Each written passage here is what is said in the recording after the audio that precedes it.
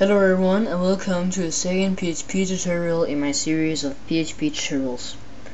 As I told you last time, today's tutorial is going to be about variables.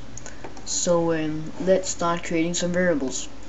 Well, variables in PHP is not really that hard. To define a variable or declare a variable, you just type $ and then the name of the variable. The variable we're going to create right now is just going to be called x. We're going to set it equal to 5, and remember a semicolon to break off this declaration. Now type echo $x and a semicolon, and hit the save button, or you can just hit Control S. And as you know, echo is a commando that prints out stuff on the screen, and when you type echo $x, it'll substitute $x with the value of x, and the value of x is 5. So let's see if it worked.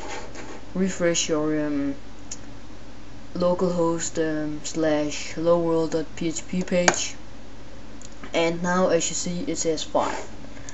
But what if you want to add more than one variable in the same echo statement? Now create a new variable, and again remember the $. We're going to call this y, set it equal to Benjamin is cool. And you know, it's just a natural thing for me, so why not make PHP confirm it too. Now you type $x dot quotation mark space quotation mark dot $y. And so this will print out the value of x, and then it'll generate a space, you know, because there's a space in between the quotation mark, and then it'll add the value of y after the space. And by the way, you know, in many programming languages like C++ and Java and C# and you know, like pretty much every programming language, you have to show the computer what data type you're talking about. For an example, int or string or whatever data type you're talking about, but you don't have to do that in PHP. Then you just type a $ in front of the name, no matter what, if it is a string or an int. So you know, if you set the value of the variable to 5, it's PHP automatically knows that it's an int. If you set the value to a string, like Benjamin is cool, then it automatically knows that this is a string variable. So now you just hit the save button and hit the refresh thing right here, and I'll say 5 space Benjamin is cool, and that is exactly what I predicted it to. So that's a good thing. Also, you can add values to each other and print out the result. So if you try and type $, let's see, W, set that equal to let's see, 100, and again I semicolon to break off this declaration. Then you type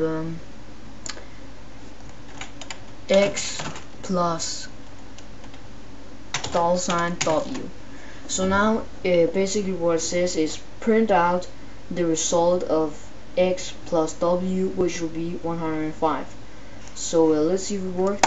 Hit the save button, refresh this page right here, and now as you see it says 105 because it adds the value of x to the value of w, which will give you the result 105, and therefore print it out on the screen. But of course you can use other mathematical identifiers than just plus. You can use -2. So if you try and hit save right now and go refresh this page, you'll get -95, and yep, or -95, and because now it says the value of x, which is 5, minus the value of w, which is 100. So basically it says 5 minus 100, and you know, that gives minus 95, so that's correct. Also, you can use the multiplier modifier right here, which multiplies stuff. Now you just refresh this again, and as you see, 5 multiplied with 100 is 500, so that's correct. Also, you can use the slash, which will divide stuff. So we're trying to divide 5 with 100, so if you hit save right now and refreshes the page, you'll get 0.05. Also, you can use the percentage modifier, and the percentage modifier gets the modulus, the remainder of these two factors divided with each other. And that's a little bit hard to understand, so I'm just going to save this right now, and then I'll recap what the modulus operator is again. So reload the current page, and as you see, that says 5 now.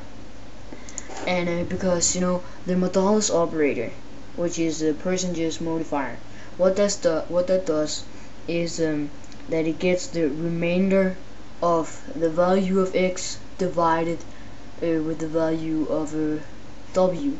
So basically it says that get the remainder of 5 divided with 100, and apparently the remainder of that is 5. And we can try and check if it's correct by opening the calculator in your computer, if it has a calculator, but most computers have, or at least mine have. So now say 5 and modulus 100 is equal to what? Okay, well, you probably can't figure that out on your calculator, but the remainder of 5 divided with 100 is 5, or at least that's what it gets to in PHP. So well, the computer is probably smarter than me, so well, I suppose that's correct. And actually, this was your tutorial on variables, and I guess I'll just see you in my next tutorial. But there's one more thing I wanted to tell you. By the way, if the modulus, if you use the percentage sign like we just did here, and the output you get is 0, then that means that there's 0 remainders, and that means that your calculation came across just fine. But well, as I was saying, I'll see you in my next tutorial.